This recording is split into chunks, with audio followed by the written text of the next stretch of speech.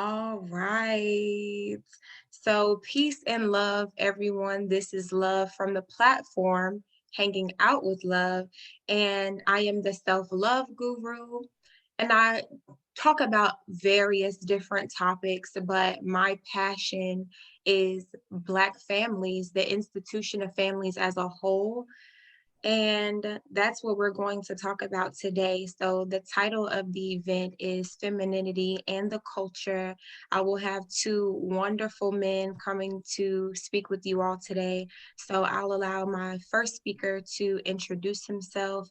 And then, as our other speaker trickles into the room, he'll be able to introduce himself as well. So, I'll let you have the floor. Um, Hello, everyone. My name is Brian Byrd, owner and CEO of Triumph Visions LLC. It's a media company that promotes positive Black lifestyles. I'm a visual storyteller, telling Black stories of overcoming adversity through um, videos, photos, and articles and stuff. And also, I'm alumnus of North Carolina Central University. Go Eagles, and forget them dogs. Like I'm saying. But yeah, it's all love. HUC love. Anybody what I'm saying. But happy to speak to y'all today. Yes, I cannot wait. So, just to let you all know, one of the reasons why I chose Brian to be a speaker is that we've done business together over the years, and he is like the most understanding, the most creative, the most ambitious. Like, he's really a good man. And I had the opportunity at his business anniversary to connect with his parents. And so when I saw where he came from, I'm like, okay, that makes sense. Like his foundation is solid. And so it's very rare that you run into Black families or Black youth, rather, who actually have families who have their biological parents together, who have an example of what the feminine and the masculine look like and how they interact with one another. So today I switched it up just a little bit because originally we were just going to talk about the aspect of culture and femininity. And culture to me was more speaking about hip hop culture, like the music and things of that nature. But then I came across this post earlier that I'm going to read really fast before we jump into the discussion. And the post was basically saying that, oh boy, I got to go into it. But I wanted to target a different area because of this post. I'm going to read it to you all. And it was just astonishing to me. So now, speaking of culture, we're going to be talking about Black families in particular, like the culture of the home and just some cycles that we've seen perpetuated, if not in our own homes, like with our friends. So this man said, I seen my mom bust here ASS with 4 kids, no help. A woman with no kids shouldn't have no excuse why she can't help her man if they stay together. And so my platform, if you all have not heard, is based off of womanhood, manhood, and hypergamy. Hypergamy is like dating up, or dating a man who is a provider. And so that's what I'm accustomed to. That's what I've seen the men in my life do for me. They provided for me, they spoiled me, and they taught me how a woman is supposed to be treated. And so I can't settle for less than that. Even when I've dated men who weren't even, super wealthy or anything, I let them know, like, hey, when it comes to these dates, like, I'm not coming out of my pocket for them. Like, I feel like that's your responsibility. I never disrespected them. I've always been very submissive. And so I recognize their role as well as mine has never been one-sided for me. Mm-hmm. But when I see things like this, it just reminds me that, like, the reason why a lot of young men don't understand what their role is as the head of the home is because they haven't seen a head of the home. They watch their mother pretty much grind it out. And he said his mom was fending for herself with 4 kids. Mm-hmm. Do you know how hard it is for young women with one baby? Yeah.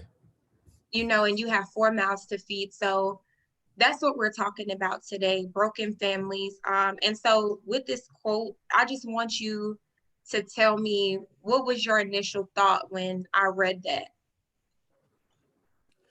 Um, that's like, I mean, I've seen it so many times. Like, you know what I'm saying? Like, actually, I had dated recently a young lady. Like, she's like a year older than me. I'm 27. She's 28, and she has 4 kids. Like, already, and it's like, the time spent, like, at work, just trying to provide for her kids and make sure they have roof over their house, you know gives a little time. And then, like, you go to a full-time job of taking care of those 4 kids. It's like, you rarely had time for anything else. Like, you're exhausted, and it's like, I feel for that. Like, I empathize with it.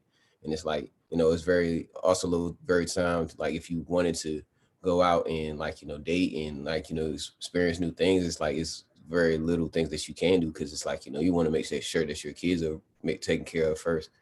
So, but, like, when it comes to, like, a person that is a single, like, what I'm saying, like, there, and especially if y'all living together, I feel like there should be something that is reciprocal, like something that, like, hey, like, if I cover the rent, hey, can you cover the food? Or if you cover the rent, can I cover the food? Or you cover some kind of bill, or we can, like, alternate, months or something. Just come up with a, like, operating plan where it's like, we can make this work, instead of, like, I'm catering to everything, every need. Like, as to your point, you were saying, like, when you go out on dates, you expect, like, the man to come out of pocket. Like, I agree with that, like, because that's just how I was raised, and that's always been my mindset. Like, what I'm saying, like, I mean, my dad never was like, oh, you need, like, when you take a girl out, you need to pay for everything. But it was just, like, always in my mind, like, that's how I was supposed to do. And so, like, like, when I do take a girl out, like, unless I just, like, tell her, oh, I don't got it, like, what I'm saying, I'm taking care of that. And, like, just like the bills of living at the house, like, you can come up with something like, hey, like, this day we can go Dutch or something, or this, like, hey, like, it's been a rough month for me, I don't have it like that, maybe we can just go to, Chipotle. I'm not gonna take a girl to McDonald's or nothing like that, but, like, you know but, hey, like, this is kind of my budget right now, we can work that out, like, what I'm saying, you don't have to worry about nothing, but this is just where I'm at. I know you was expecting it was crisp, maybe, like, what I'm saying, but we don't have that budget right now. So, like, it's also, like, about the woman understanding that, and, like, not looking like, oh, like, like, I want my man to have this, or I want my man to be at this certain status. Is like, because it's realistically, especially as black men, how many are like that, like, what I'm saying, in at this age bracket and stuff like that. And, unless they, found a nice little job and they have a nice salary and stuff like that, it's like, very few, like, what I'm saying. So, yeah. Yeah, I completely agree with that aspect of being mindful of the budget. So I know I have cohabitated with a man before, with what the old folks would call shacking. And it's like, at some instances, they may not have it to go out and splurge, but you can tell it's more so like an unspoken thing. Thank God I've never asked my man for something and they've been like, oh, no, I can't do it, because I know that can be embarrassing. But in another breath, I'm also like a visionary. And so if I see a man who is ambitious, or I see like a talent in you, there are things that I'll be like, babe, have you ever thought about, doing photography for just weddings and like specializing in something?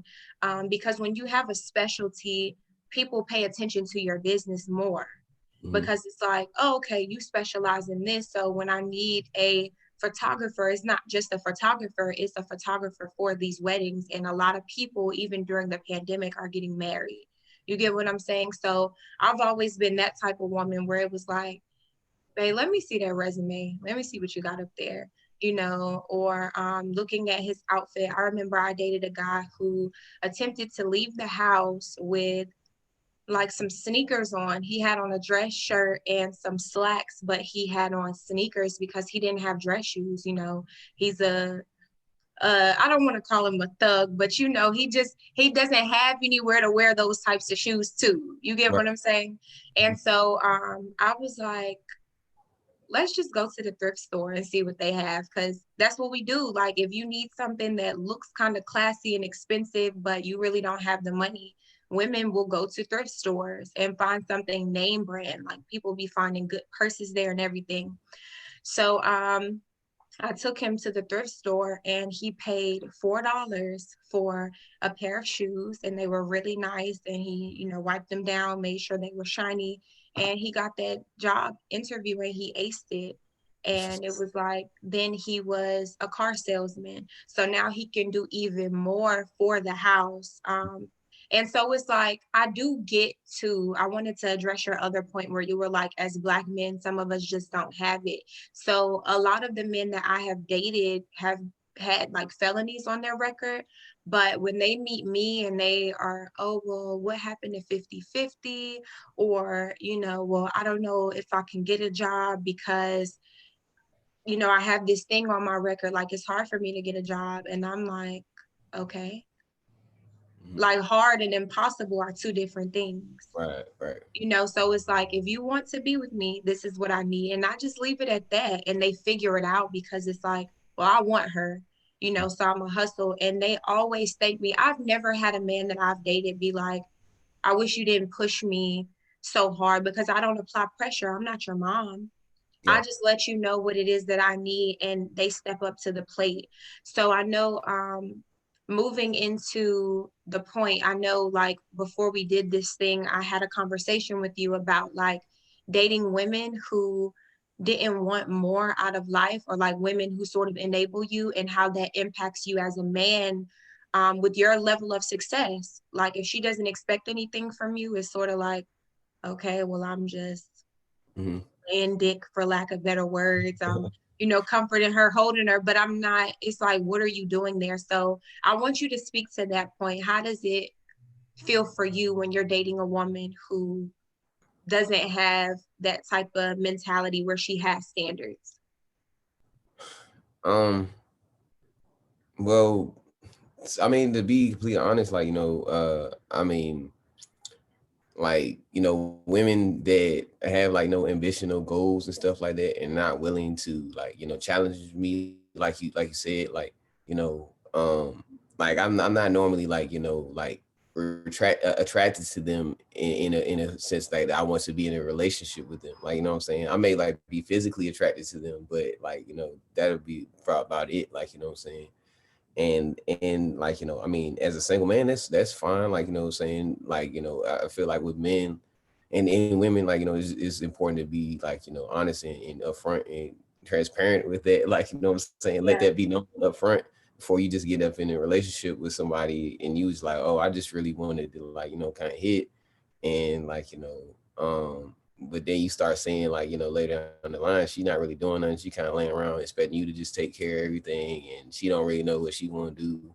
She done slept half the day, and like and just like just uh like that doesn't inspire me, like what I'm saying. And I'm the type of person, like what I'm saying, and like a lot of like other like people, like female and male, like that are ambitious and want to grow and stuff like that. They want to be challenged, they want to like be stimulated and stuff like that outside of like sex.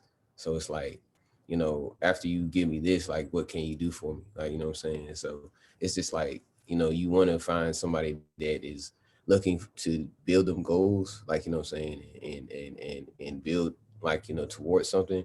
And at least it's doing something. Like, do you have a job? Like, what I'm saying? Like, or are you doing something that's like kind of aligned with what you want to do? And even if it's like not so much aligned with what you want to do, but do you have like a side hustle that's like oh, I want to make this my main hustle, like when I finally get the money right, like what I'm saying.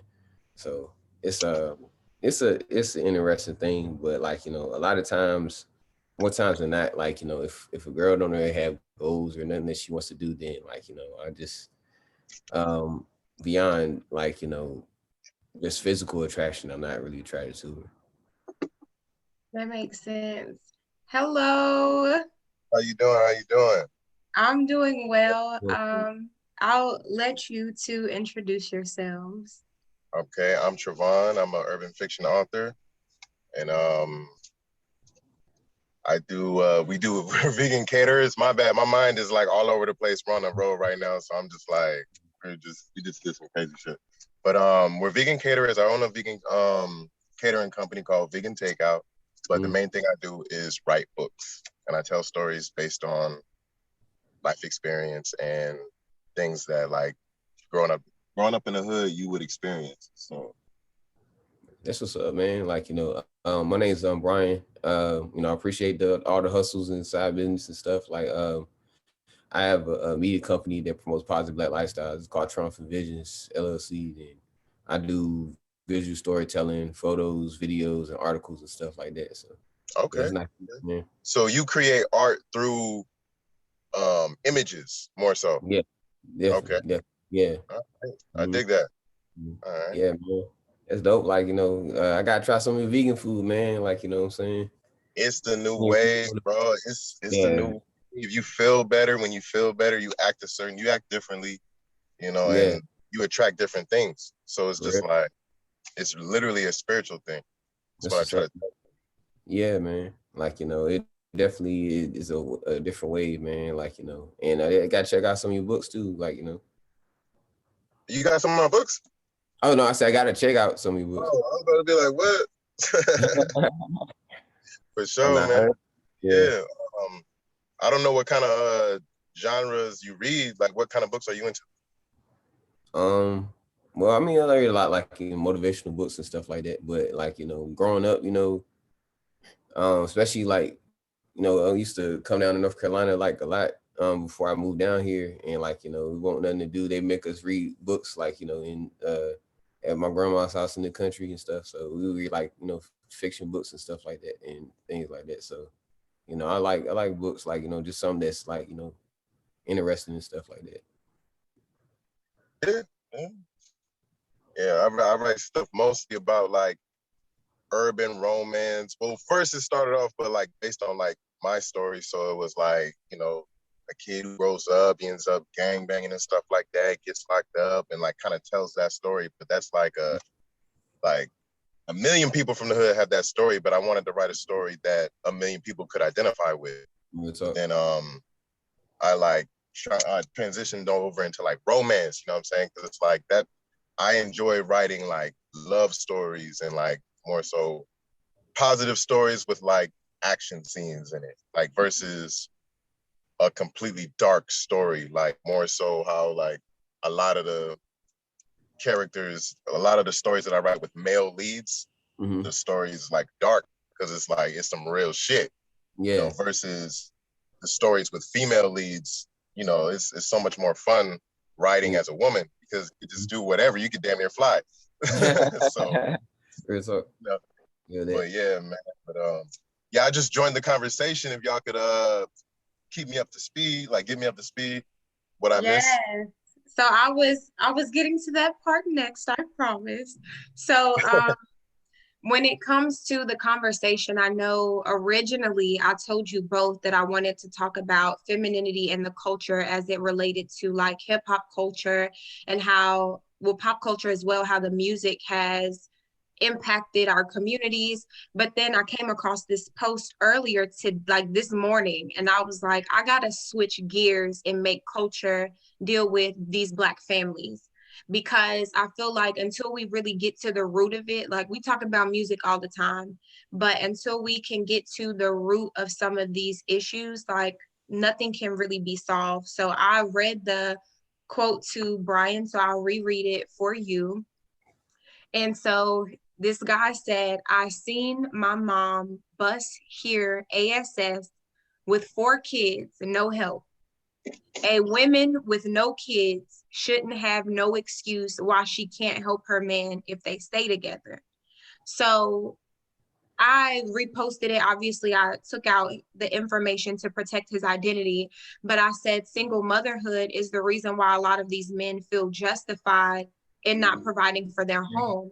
Yeah. And I said, your father was a bum. Don't follow in his footsteps, And so I have both of you here because, I mean, to be honest, Travon, like you're young, you're only in your 30s, but you were the vibe that you give off, like you were raised by OGs, is very different. Whereas Brian, you know, he grew up with both of his parents, but he's also a millennial who's like, he's my age. You get what I'm saying? So it's like the two perspectives are very different, and I just had to marry the two. So I'll let you go ahead and respond to this quote first before we move forward. Yeah, as far as the culture, as far as like men growing up in a single oh my gosh, hold on, single parent home, how that affects Black men. Yeah, because you look back and you watch your mother do everything. So me personally, I saw that. I was raised by like 4 beautiful, strong, what we like to say, strong Black women, where they would like do everything. I never had to lift a finger. You know, they would just be like, if they catered to me 100%. And so as I got older, I kind of like looked for that, which is okay, but at the same time, it's more so you're looking for it in like a motherly way, and not like, okay, this is my woman and she's doing this for me because I did XYZ for her. You know, it's like, and it kind of like, it made me entitled. And I put that like on my woman, as far as like, man, you should be doing this. You should be doing, like, you love me, like, it's me. You're my girl. You know, this is what you do when you're my girl. So this is baseline. You know, like I would always say that. I'm like, man, this is baseline. But then as I started like maturing and studying and learning more, I'm like, no, she doesn't owe me anything. You know, and like she doesn't have to do these things. So, but that growing up in that environment kind of shapes your mind to think that way. And it's not the first time that somebody had to say, hey, you know, your wife isn't your mom and your mama isn't your wife. Because I used to I used to tell my mom what to do. So when my pastor saw me chastising my mother, he pulled me to the side and he was like, hey man, your mama ain't your wife. I'm like, what? I didn't understand it back then, but I'm like, nah, I'm like, don't eat that, don't do that. Like, man, nah, da, da, da. And he, like, I would do that in front of people, like tell my mom what to do. So he put me to the side, like, man, your mama ain't your wife. So I never really got that until I got in my like 30s. I'm like, oh, she's not supposed to be listening to me. like your wife is though. So, and she's not supposed to be the one telling you what to do. So it was kind of like, it raised almost like, you know, that baby boy, that Jody type of man. Yes, the Oedipus complex. Mm-hmm. Yeah. I was attracted to women exclusively for a while because I didn't understand that I was really just looking for somebody's lap to just sit in and cry and tell all my mama issues too. So that's really all I was looking for. So that's good. Whew, I'm glad you said that. Okay.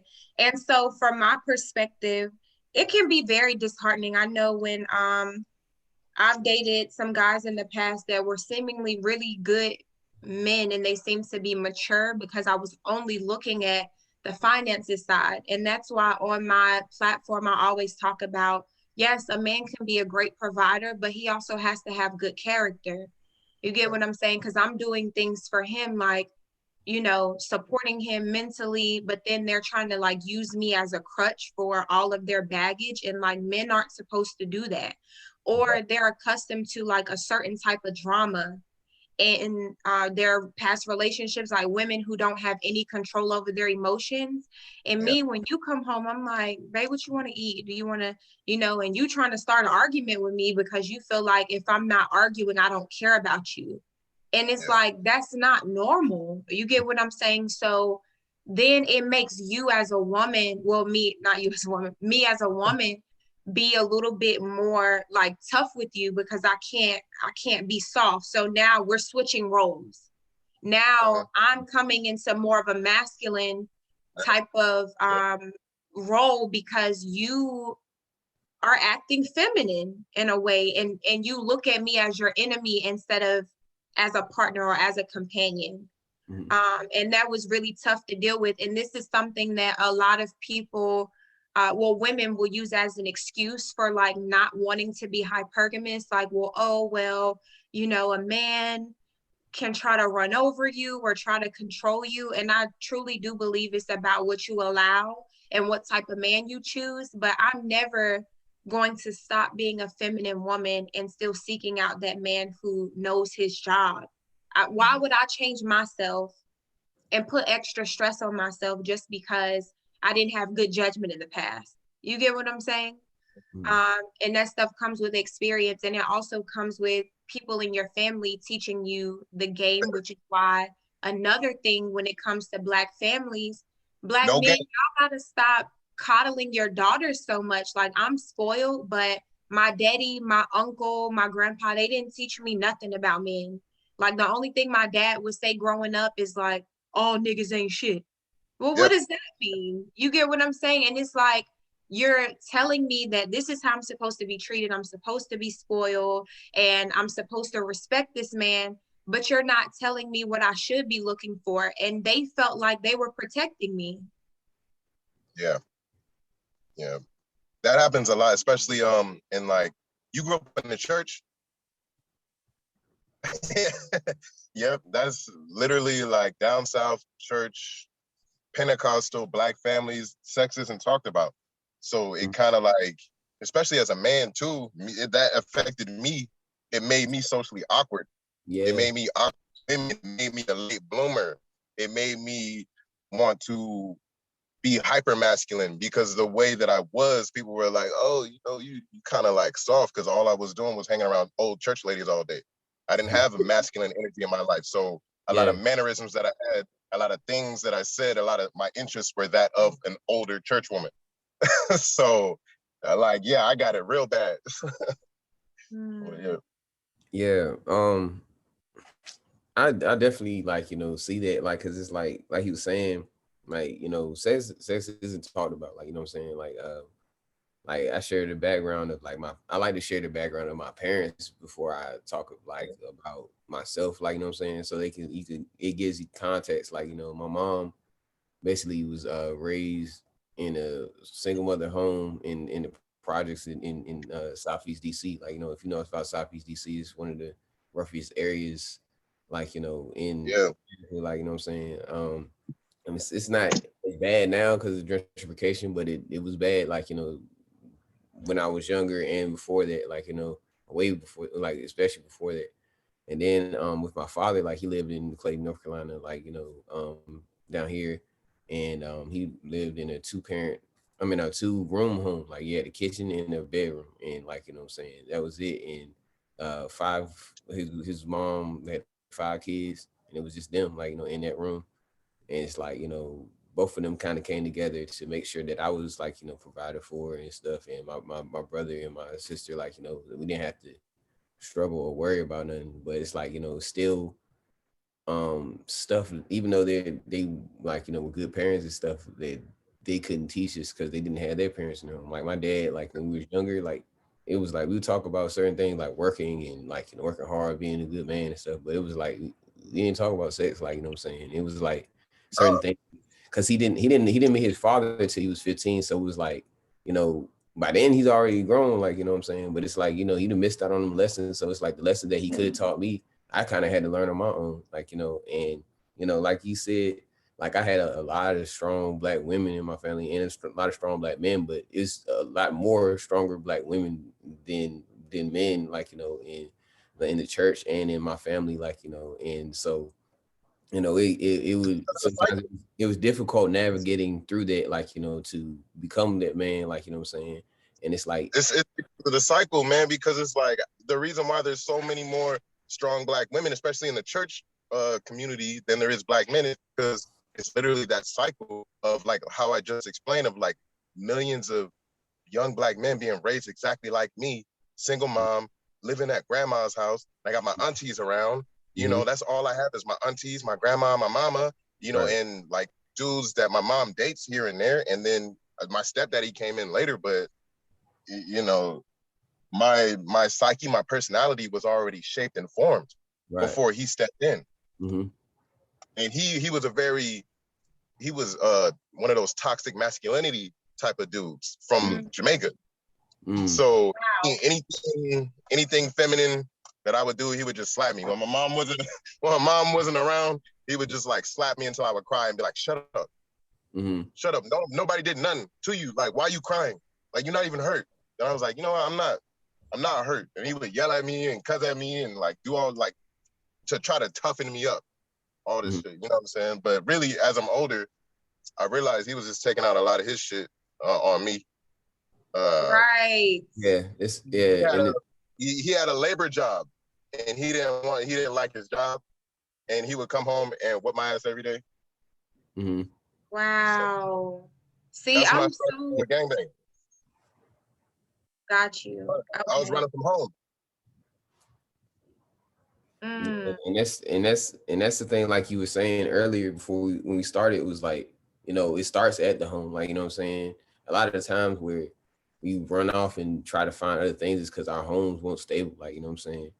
Yeah. I mean, even with my, like, you know, both my parents, like it was still a lot of struggles, like, you know, that we kind of did. Cause it's like, I'm like the first generation out the hood, like, you know what I'm saying? And it's still generational curses, still generational things that you had to go through. And it's like, you know what I'm saying? That's a lot of pressure on you because you the one.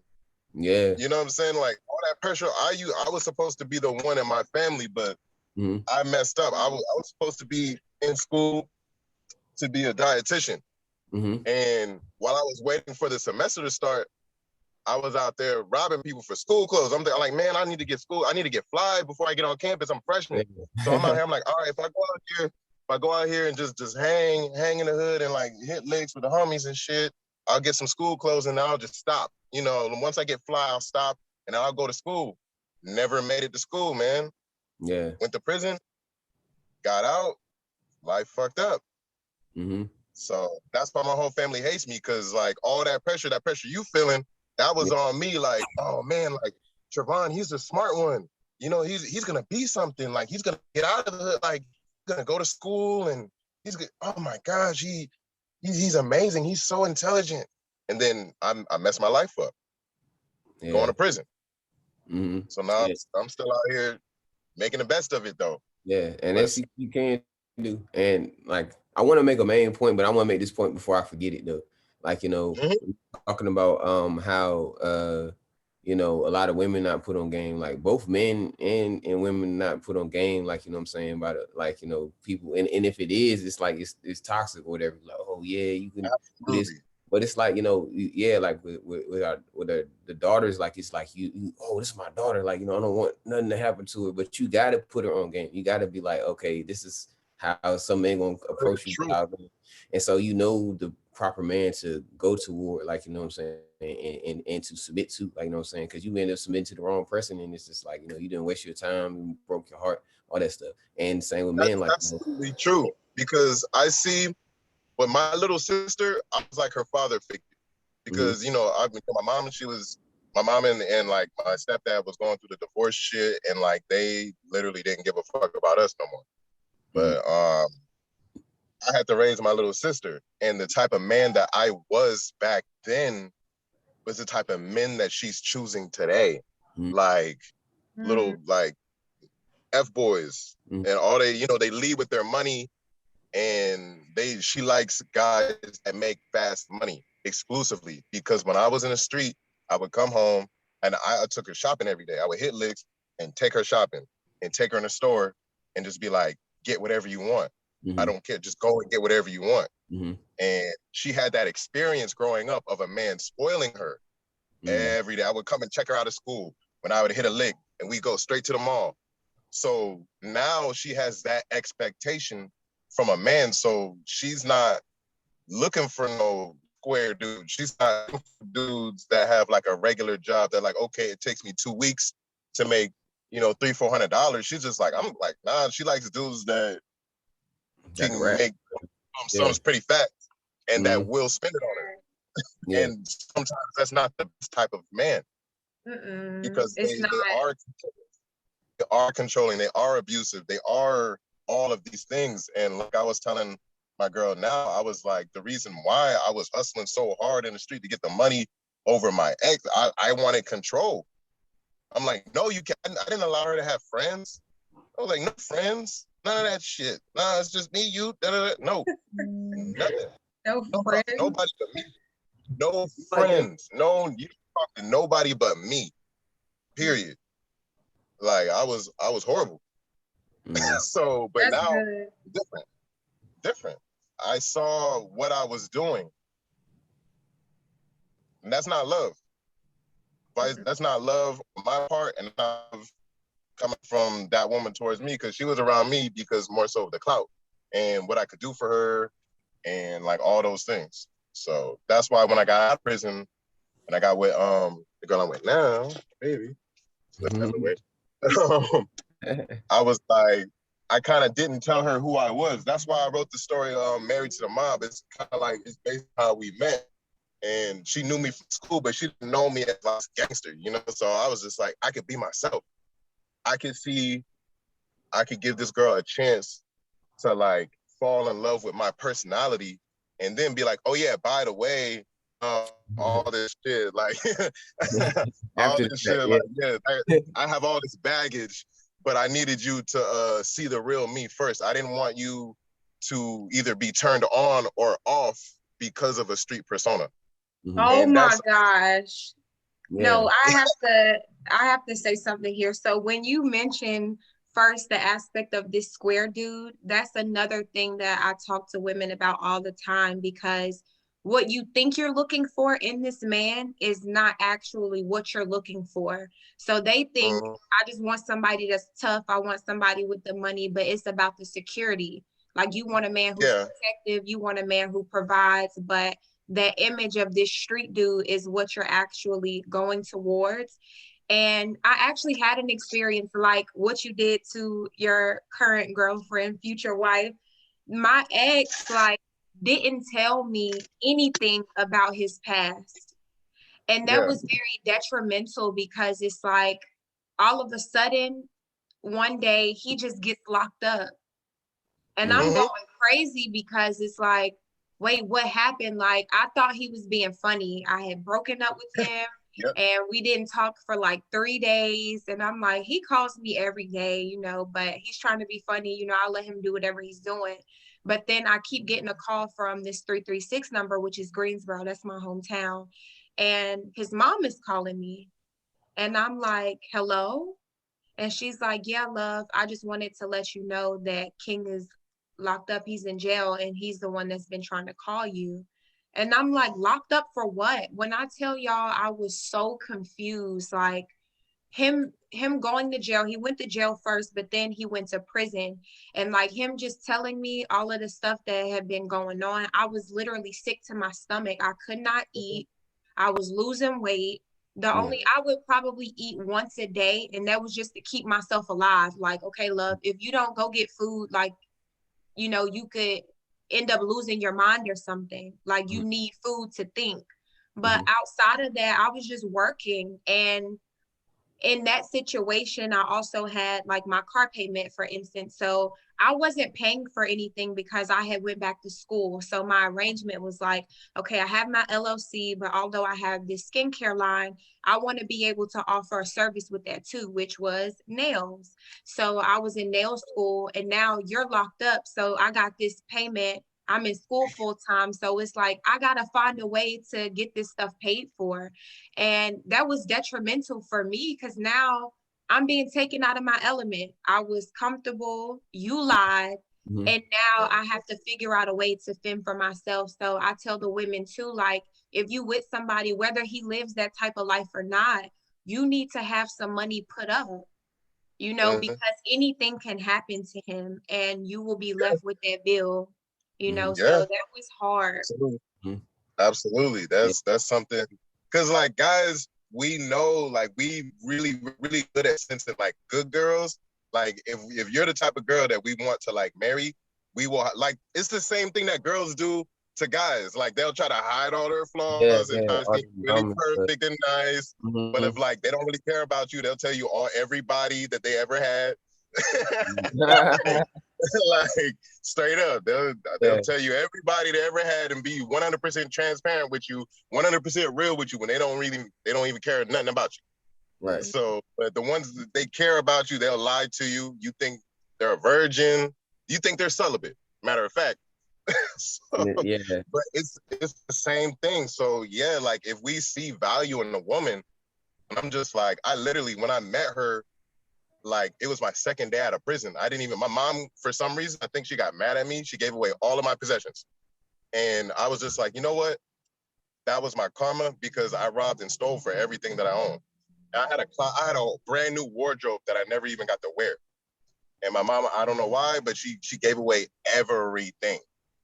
I don't know if she sold it, but she gave away all my stuff. And I didn't even have socks when I got out of prison. I came home to an empty room with like a bed in it and an ankle monitor. I had to do a year of house arrest. Well, really 2 years, but I got the last year switched to regular probation. But I'm like, they're charging me like, well, I think it was like $7 a day for the ankle monitor with no job. And I was still trapping on, I was tripping. I was on house arrest, still selling drugs because that's the only thing I knew how to do.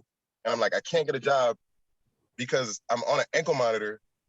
And I just got out of prison like yesterday for like 3 robberies and conspiracy. I got like conspiracy to commit robberies and gun charges.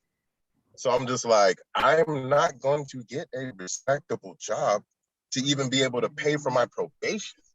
So they were literally trying to like set me up. Yes. And it's a setup. Oh yeah, and to that point, man, it's like, like I was talking about earlier, like it's like, these like this is where we had to distinguish like the right aspects of hypergamy and the wrong, like, you know what I'm saying? Like it's like, where we're looking, you look at like women are looking for like, this guy that's like, oh, gonna protect me and all this stuff, and like, I don't want a guy that's a pushover and stuff. But it's like it's guys that's like, that like they have a job or they have stuff that they're doing and they will protect you and stuff like that. Yep. And it's like the guy that you looking for, this gangster stuff, he probably smack you upside your head. You act like, not right. Yes, definitely. He will beat you. Yeah. And then He will beat you. Yeah. And so like, that's the thing that it's like, are you willing to deal with the consequences of like, attaching yourself to that lifestyle, like, you know what I'm saying? Right. And it's like, and like I was saying earlier, with males, like, and what females have to realize is that, like, it's not like I was saying, it's not many of us in this age bracket, like from like what 20 to like 38 or something like that, 40, whatever. 40. Like, 40, like, you know what I'm saying? I was trying to like, at least 40 you get in your mind together, but like, it's not many as Black men that are like, at that level where it's like we're financially stable, we're like, able to provide in this manner, like that a lot of these women like, think that they should be at, like, you know what I'm saying? So it's just like being realistic, like, all right, this is the budget for this week, this is what I got. But it's like, it's like my man's story, he's sharing his story. It's so many. My nephew just is going through it. He just got his ankle monitor off like in like I want to say December or January. And it's like, I'm trying to, like, he just got a jail. I'm trying to take him out and like, get under my wing. He like, I gotta be home at 7. Like, you know what I'm saying? And it's like, it's so many stories like that where it's like, you're basically taking your opportunity to even like, get a chance to be financially stable and financially free is taken away from you because you confined to your home and stuff like that. And like, and then like, as soon as you make one violation, you sent right back. And so it's like a never ending cycle and stuff like that, It's a never ending cycle. That's why recidivism, I always mess that word up. Recidivism is very high, especially with Black men, because the way they set it up, they just know you're gonna come back. And I was determined to not prove them right because my whole attitude, the whole 3 years that I did was, I'm not supposed to be here. I'm not like anybody here. Everybody that met me They're just like, you're not really like that. I'm like, man, I was the driver for a robbery. We got pulled over, and like that's how it is. Like I thought that I was being slick. I thought I knew the law, but really I didn't know nothing about the law. I'm like, well, Right. if they don't catch me The doing gun it, stuff like that. but Yeah. if I'm not the one that actually pulled the gun, then I can't get in trouble. So my Right. thing was, I was like the ghetto Uber. You know, I was like, nobody had a whip. I was the only one that had a car. So anytime you needed like to go hit a lick, you call me. I'm like, hey, just break me off. I'll drop you off and you can use my car. We could load it up and we could, you know, like just, I'm the ghetto Uber, man. So that night I got a call. Somebody, they wanted to rob some white folks. I'm like, all right, cool, break me off. They was gonna throw me like, I think like a couple $100 just to sit there. Bet. All right, I'll drop y'all off and you can use my gun. Awesome. Hey, we got pulled over. They told on me. Dang. These gangsters, these kids from the project, they used to always make fun of me. They used to always make fun of me because I'm the church boy. I'm the preacher's kid. I'm from the suburbs. I'm from the nice part of town. What am I doing hanging in the projects? I'm soft. I'm this. I talk like a white boy. I act like a white boy. Blah, blah, blah, blah, blah. And they told on me.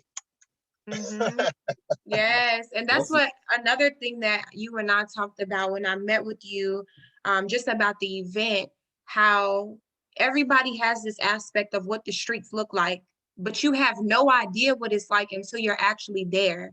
Because I used to hang out in the projects too, just because the type of guys that I dated, and the first guy that I dated that was from the projects, he wasn't even like a typical hood nigga, what they would consider that. He's just like a good boy, you know, he just happens to be there and those are just his circumstances, but it exposed me to a lot. And it was like when I was there, I really saw it was no loyalty. Like it's really a dog eat dog world. So when I spoke with these women and I'm telling them like, look, you dealing with somebody that's a different, I don't want to call him an animal, but you're dealing with a different beast that's on the inside of him. He cannot show the kind of affection and the type of love that you're looking for, because if he goes off and a little bit of that softness seeps out, they're fucking that man up. You know, better words, like they're gonna eat that up. Excuse my language. So it's like you have to be very careful about how you want things to be perceived, even with women when it comes to, oh, he don't want to post no pictures of us. Do you know what kind of life he's living? Do you know what he's facing? Like he can't do that. He can't do that. So it's like you're choosing.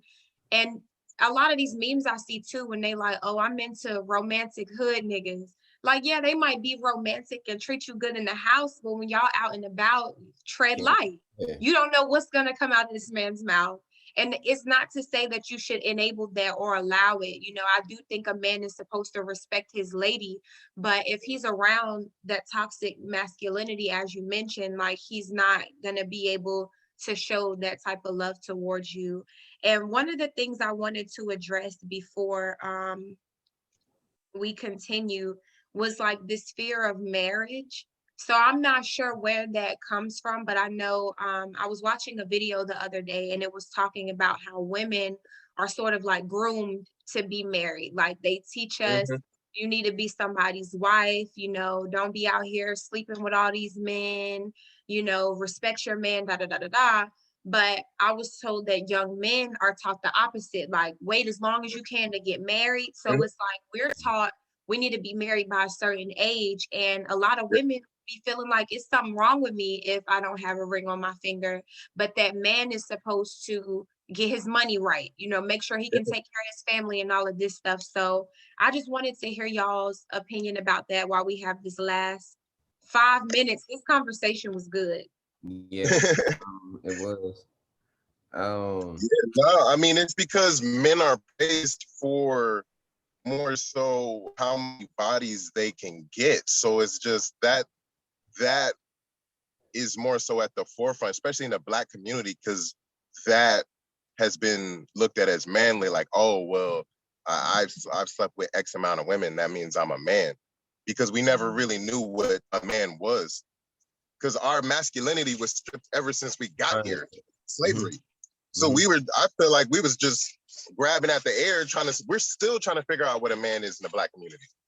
Like what really a man is. We're still trying to figure it out. So I feel like that was like the only example, that and like pimping and all of that stuff was like the only example of, oh, that's the man.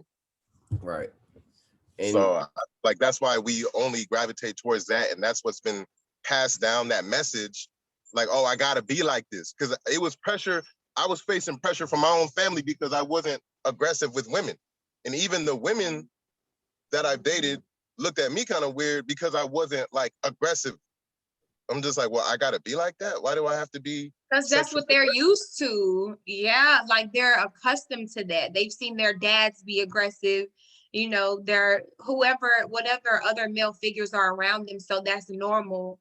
And that's the discussion that I have with a lot of men too, is like, they're like, oh, well, women want me to be this way. Well, you know, you can show her differently. Like, you don't have to conform to that. You can let her know, like, yo, that wasn't normal. Because to be honest, when we look at a man, his mentality definitely rubs off on you. Like, you literally become a reflection of him.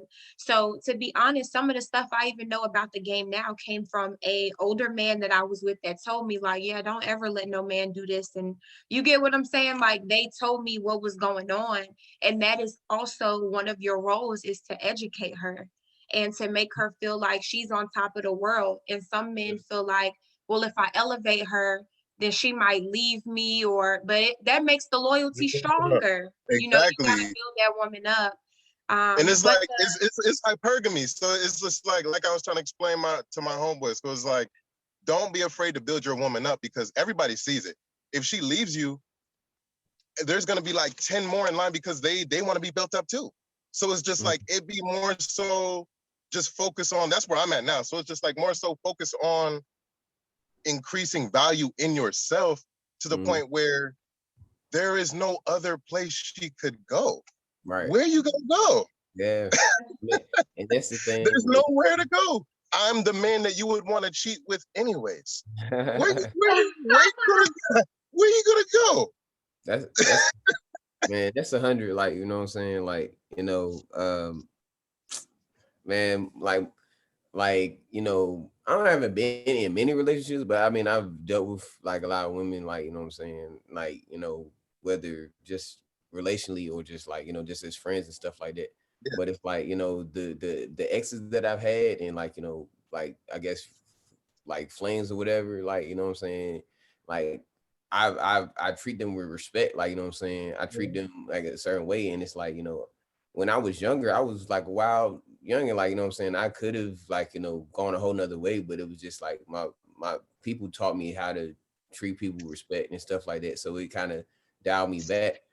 And it's like, you know, even now to this day, like, you know, I still talk to like my exes, and they still like, you know, try to make sure I'm all right and stuff. And it's like, it just shows like, you know, it's a different like, you know, level, because it's like, you know, like they probably don't even think about their other exes, because it's like, you know, I've done such a good job of what I had done, like, you know what I'm saying, that they like, you know, like you said, like, where else you gonna go, like, you know what I'm saying, even if you with somebody else, you still think about me on some stuff, like, you know. And it's that's like a fact. That's real. A fact. You have to leave that imprint, but it's like having that confidence. I put in like a lot of work. Like, I put in a lot of work to add value to myself, because like I said, like once I noticed her hypergamy, and I was just like, well, why is she acting like this? Well, why this and why this and why that? That's when I started adding value to myself. That's when I started writing. That's when I became an author. Then that's when all this positive stuff happened. That's why I tell her, I'm like, you like breaking up with me, or you like really like breaking my heart, or saying that you was gonna leave me and all this stuff, breaking me down to like the core, allowed me to pick myself up from the ashes and become a phoenix. And now I understand. I see the game now. I'm like, all right, because before I wasn't shit. I wasn't doing shit. I was just selling weed. I wasn't doing shit, gang banging. Nothing. Yes, it takes that. Like like you mentioned before, like women run the world. Anytime that I have dated a man and told him what my standards were and he rose up to the occasion, that make him feel good. He feels like the man. I Because a feel lot of them powerful. never have like nobody to believe in them or to say, you know, like, look, I know you can do this. And if you want me, this is what I'm gonna need from you. And they like, oh wow, like you expect more, because it's a lot Even of women who be like, oh, I expected you to cheat on me, or I expected you to not get this and that done, and that's not what it is. Like, you really do have to speak life, but speak life in a way, as you mentioned before, where it's not motherly and it's not like I'm telling you what to do. I'm not waving my finger. I'm Mhm. simply stating my standards and I'm falling back. And if that man wants you, he gonna step it up. But it's 2 o'clock, y'all. I I want to thank y'all so much. And I just want to mention at the end of this, thank you to all of the viewers. Thank you to my speakers here, Travon and Brian. Please go check out Travon's books and make sure you hit up Brian if you need that photography done. And thank you to the guests who are here. I see your applause. I appreciate it. And I think the last thing I wanted to mention is just the beauty of when Black men get into a room, testosterone is contagious. Like if yeah, you have a son that All right. I does think not have a male um, figure in his life, you put gotta go him back. around some You men gotta, because it makes you stronger. Even, you know, like your posture. When Brian, you were like, you always chilling. You get what I'm saying? Like you a cool yeah, dude. When yeah, this man came on camera, y'all building, it's like, yeah, you gonna sit up. It's another yeah, man in the room. You get what I'm saying? yeah, yeah. It's That's you know, what men do it's for each other. So men not having a straight up. father, this is the type of stuff you see. You see them in a more relaxed state mentally. You get what I'm saying? And it's like, no, you step it up when it's other men in the room to be that accountability. Y'all are competitive, and yeah. I love that. So Mhm. I just want to thank y'all both. I'm about to head to my photo shoot, but y'all know how to reach me. Most God definitely. bless you, and I look forward to collabing with you in the future. For Most sure, for sure. definitely. I Yeah. appreciate Stay up, man. it. Hey, Peace. bro. Peace. Yeah.